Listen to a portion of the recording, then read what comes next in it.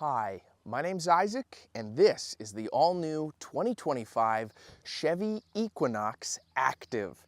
And today, I'm gonna review it for you guys. Don't you love this color? I think this green is fantastic on the new Equinox. Chevy calls it cacti green, not cactus green, cacti green, implying that they put multiple cacti together to create this color. And honestly, I'd probably just call it mint green.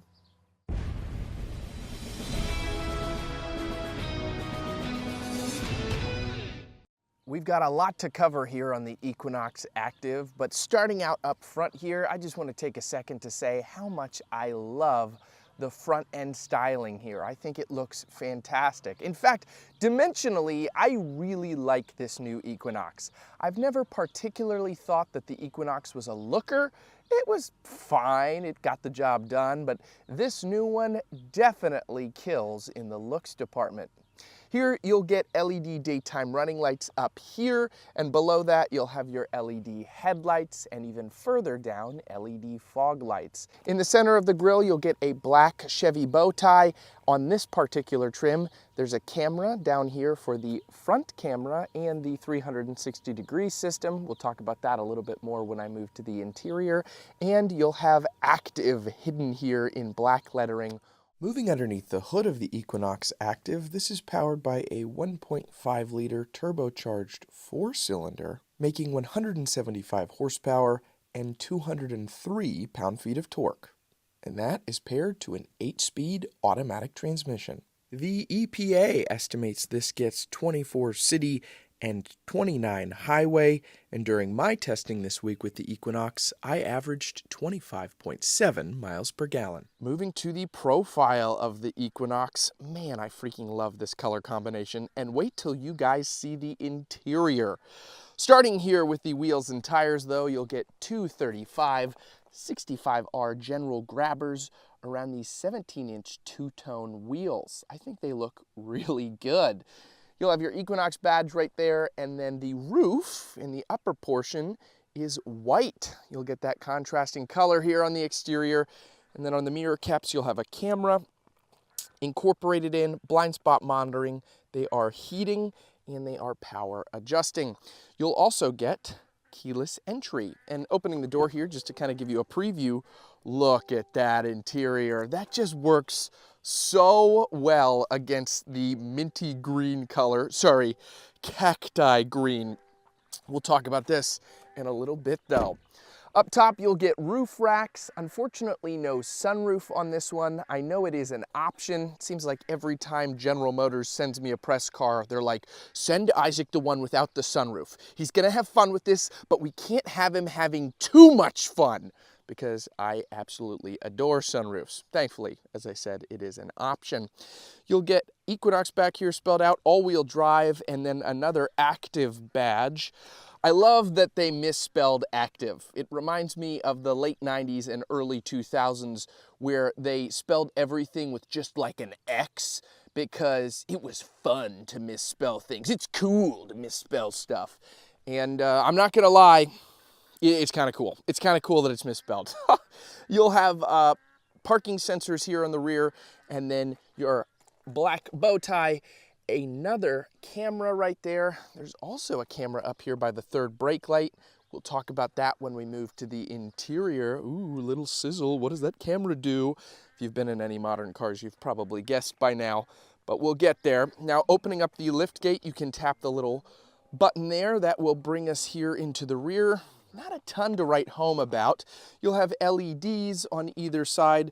You can open this up for a decent amount of storage underneath, and then even further below that, you can pop this up and there is a donut. It's nice to get an actual spare tire. A lot of vehicles in this class tend to use fix-a-flat kits, but not here on the Equinox, and you get a pretty ample amount of room back there, and of course you can fold the second row if you'd like. Then if you want to drop the lift gate, you just tap that and it will lower down automatically. I don't know if you guys can hear these ducks on the on my mic. I don't know if this is picking up, but they are so loud. I don't know if they're like fighting, they're quarreling over there. They're definitely quacking, but I don't know if it's a quarrelsome quack or what's going on. It seems like there's a fight. Guys, I'm filming a video. It didn't seem to help. Anyway, moving to the key fob before we go to the interior, you'll have lock, unlock, whoop, come back into focus. There we go, lock, unlock, remote start, panic, and you do have the ability to raise and lower the lift gate from the key fob as well. So that's a nice added touch here on the Equinox Active. It comes with a lot of modern features that I think a lot of people are gonna like and are convenience oriented. Let's take a look at the interior. Hey guys, jumping in here real quick before we move to the interior, just to say I am trying to hit 40,000 subscribers before the end of this year. So if you like what you see so far, hitting the subscribe button would really help me out. But if you want to wait a little bit longer, suss me out a little bit more, see my impressions on the interior or the driving aspects of the car, that's okay too. In any case, if you decide to subscribe, thank you so much. All right, now back to the video. Moving to the interior here, just to give you guys a duck update, it seems like the ducks have moved over here to land. They are no longer fighting. It seems like they're literally licking their wounds, and they've seemed to come to some sort of amicable truce. So, all's well that ends well. I'm sure everybody was as invested in that as I was. But let's talk about investing in this interior. As I mentioned, I love the color here, and for the price, you get a ton of features in this Equinox. We'll start here with the door panel. This is a more rubberized, softer material up here, though it is fairly hard touch. This is very soft, a very nice place to rest your arm right here. Though if I had one complaint about the door, and it's sort of a minor one, is when it's open and you'd go to grab it, because instinctively you'd go to grab it here, this isn't a very deep grab handle. It's sort of shallow. I wish that was a little bit deeper right there. I know that's like a weird thing to knock, but every time I've reached for the door, I think it goes down further, and then I go bonk, and I hit my fingers. So that's just one minor thing that I noted on this. But you'll get your window controls, your mirror controls, and then your power seat, memory settings. You also get the button right here to open up the rear lift gate.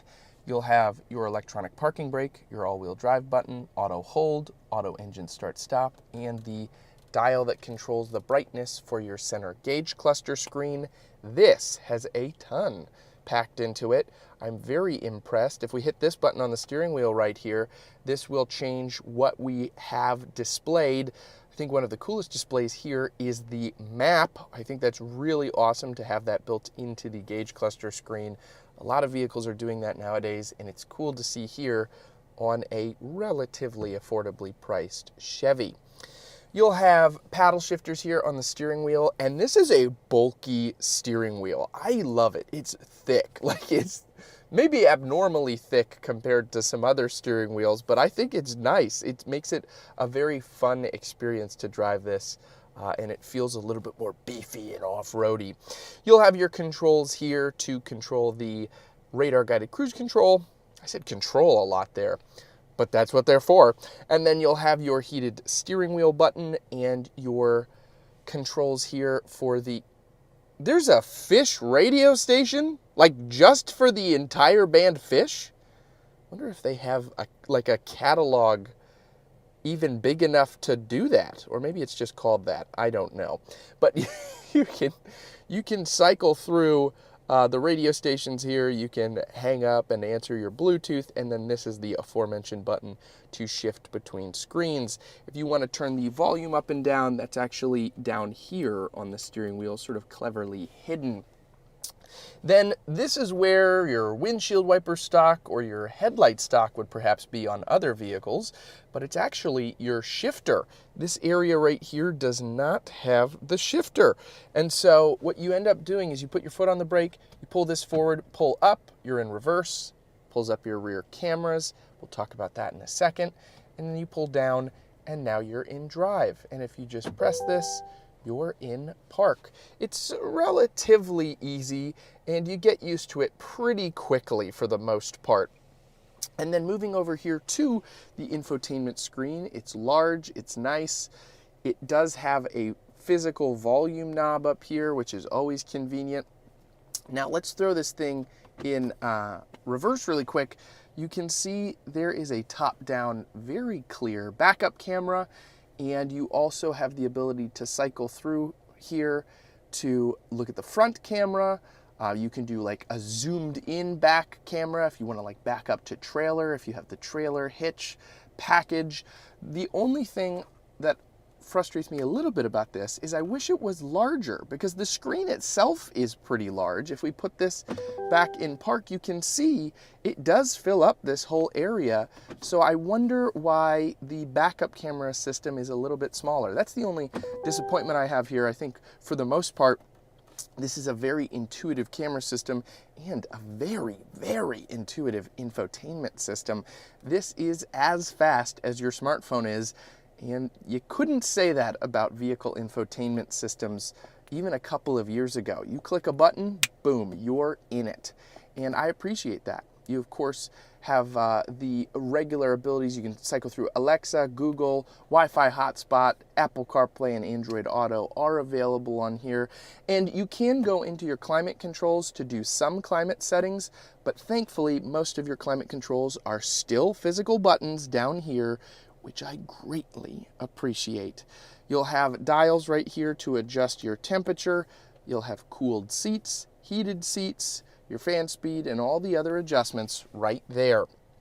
Then down here you'll have some storage and a USB and USB-C port. You'll have wireless charging right here. And this massive dial, you'd think like this is your shifter. A lot of vehicles do that, but in reality, it's just your drive mode selector. You can switch from normal, off-road, snow and ice, back to normal. Not a huge change there, but they've sort of put this front and center when you step into the car. Then you'll have more storage, cup holders. You have this nice, very nicely textured armrest right here. I had a Chevy Colorado press vehicle last year, and I did not like how the armrest was textured. I thought it was sort of like sandpaper, but it's very, very comfortable right here. Opening this up, you have a little bit of storage down there. And then I just love how the entire dash is laid out. I think the textures are very nice in here. It feels premium. Even the plastics, like down here, are pretty well hidden, and I think it feels very nice for what you get. Moving up here, there's that camera that was out the back. Poof!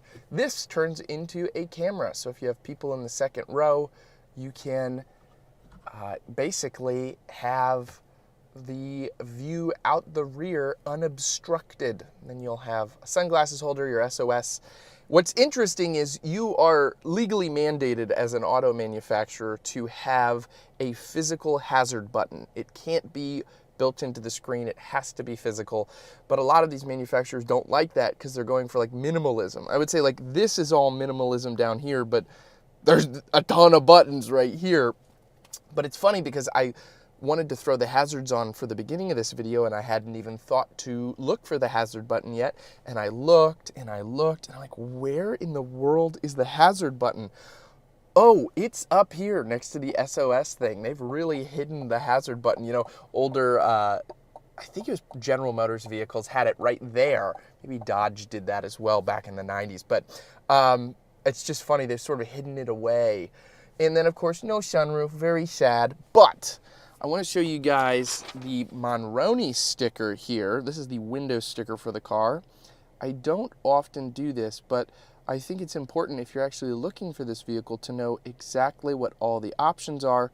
So if the manufacturer provides me one of these going forward, I'm going to include it in the video, and you can pause and look at the MSRP. You can look at the specific specifications on here if you're interested in this model. Moving to the seats, finally up here in the front, Active is stamped into the headrest there, and then you get this fun orange trim that extends down there. I think it's very, very cool. They are power adjusting with lumbar support, which is always appreciated. All right, that wraps up the front. Let's take a look at the back seats. Moving to the rear seats, there's a couple things that surprised me back here. For one, these seats are just as finely furnished as they are up front. You know, a lot of vehicle manufacturers will skimp on the back seats. They'll just make them all black. They're not as fun. They don't have as much character because people aren't sitting in the back seats as often.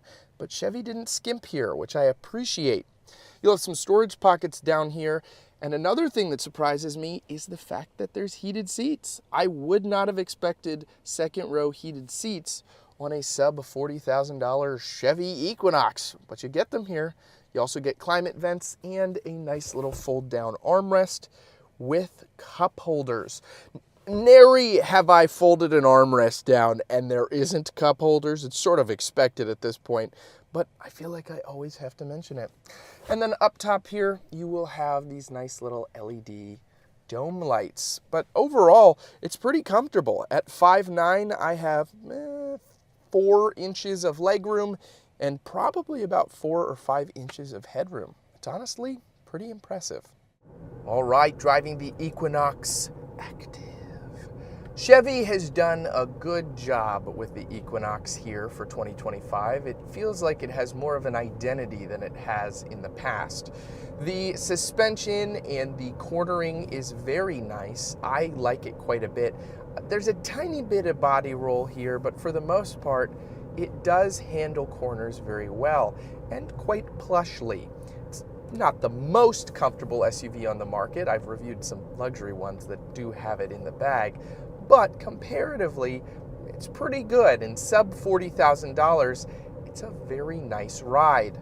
The steering is very comfortable, and I don't just mean the fact that the steering wheel is like bigger, but the fact that the handling with the steering is very nice too. It's not too tight and it's not too like loose and all over the place as you go around corners. So I really appreciate that. And I think overall the Equinox has a bevy of features that a lot of people are going to enjoy. The heated seats, the cooled seats, heated steering wheel, mix it up a little, do the heated steering wheel and the cooled seats at the same time. It really offers a lot of versatility, and I think a lot of people that are purchasing this, I'd say probably 98% of the people getting this for grocery getting and, you know, dropping the kids off will really enjoy this. It's not necessarily meant to be an off-road SUV, but it's like light off-road, which is what a lot of people like nowadays, right? They like the ambiance of having an off-road SUV without necessarily having all the off-road features. And this gets the job done, I'm sure, quite well if you are, you know, parking in grass at the barbecue. Now, when it comes to engine specs, it's okay here. When I really lay on it, it does take a second to get going. The 1.5 in this is acceptable. It's not crazy, but the fuel economy is pretty decent here. And it's fine, you know, it offers a decent driving experience overall. And most people, like I said, are probably just gonna have this on the highway, just driving from home and back, and it's gonna offer them something they're really gonna enjoy. This isn't a track day SUV, it's a mass consumer SUV, and I think it does that really well. I think it stands out from a lot of its competition looks-wise, but then also with all of these features that you get, sub $40,000, rest in peace sunroof. I'm sure you can get the sunroof under $40,000 as well, but it comes with quite a lot, and I think it's really cool to see everything that's included here. It's a very nice package, and I would recommend it. I think this is a very cool SUV.